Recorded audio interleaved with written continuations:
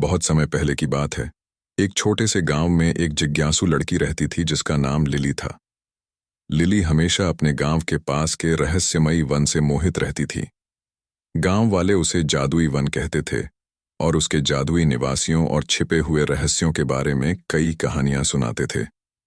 Lily अपने दिन one और उसकी रहस्यमयी कहानियों के बारे में सपने देखते हुए बिताती थी। एक ठंडी शरद ऋतु की सुबह उसने फैसला किया कि अब समय आ गया है कि वह जादुई वन की खोज करे।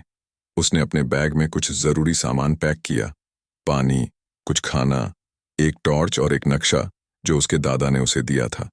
नक्शा पुराना और घिसा हुआ था, जिसमें रहस्यमयी संकेत और निशान थे जो वन के भीतर छिपे हुए रत्न की ओर इशारा करते थे। जैसे ही लिली वन में प्रवेश करती है, उसके चारों ओर की हवा जादू से चमकने लगती है। पेड़ ऊंचे और प्राचीन थे, उनकी पत्तियां हवा के साथ फुसफुसाते हुए रहस्य बताती थीं। सूरज की रोशनी पेड़ों की छतरी से छन कर आ रही थी, जिससे वन का माहौल सुनहरे प्रकाश से भर गया था। लिली ने नक्शे को ध्यान से देखा और वन के अंदर गहराई में जाने लगी। रास्ते में उसे कई अजीब और अद्भुत चीजें दिखाई दीं। चमकते हुए फूल, गाना गाते हुए पक्षी और चमकते हुए तितलियां। थोड़ी देर बाद उसे एक पुराना पत्थर का पुल मिला जो एक शांत नदी के ऊपर बना हुआ था।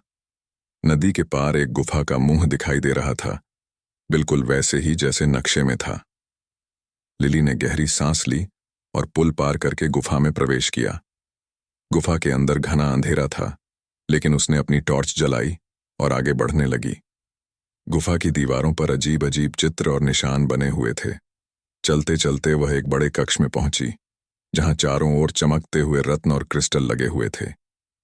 कक्ष के बीचों बीच एक विशालकाय पत्थर की मूर्ति थी, जिसकी आंखों में चमकते हुए रत्न जड़े हुए थे।